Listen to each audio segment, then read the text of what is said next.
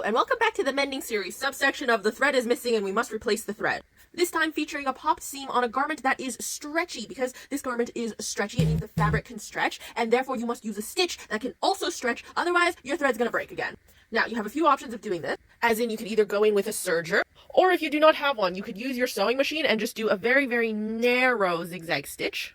Or if you have a slightly newer machine, you could keep going on a straight stitch, but switch your stitch length over to the stretch stitches. And what this will do is it will do a straight stitch that instead of just going forward, forward, forward, it will go forward, forward, back, forward, forward, back, which then allows it to stretch. But just for fun, I'm going to show you how to do it using backstitch and hand sewing thread. Now, this is going to start just the same as we did last time, where we fold our fabric with the pretty sides touching each other so that we have access to our seam allowances right here. And you can see I've already fixed this a few times with that narrow zigzag stitch, and it popped open up here.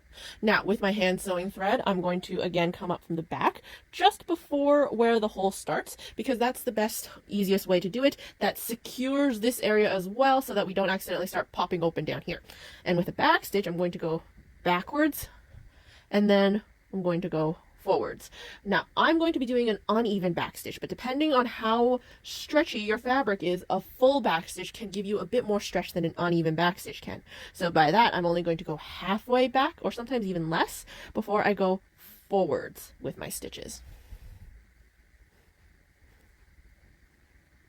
If you want, as you do this, you can stretch your fabric just a smidge as you do your hand stitches so that you build in a little bit of stretch into the stitch itself by stretching the fabric as you sew. You'll see as I come to the top of where I need to fix my stitches that these seam allowances are sewn into this seam up here, which makes it a bit more difficult for me to access this area where I need to stitch, because these guys don't want to roll up the same way. This is one of the reasons why hand stitching can be a lot better in this particular situation, because trying to manipulate these seam allowances out of the way while I'm doing things really quickly on a sewing machine is much more difficult than when I can slow things down like I do when I hand sew.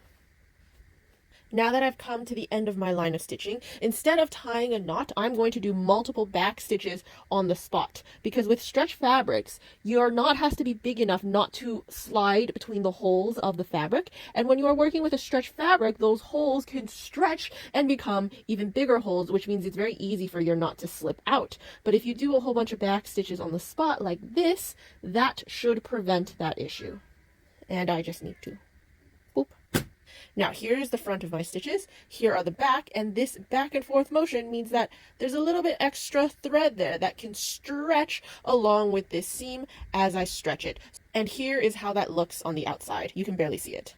Happy mending, and I'll see you next time!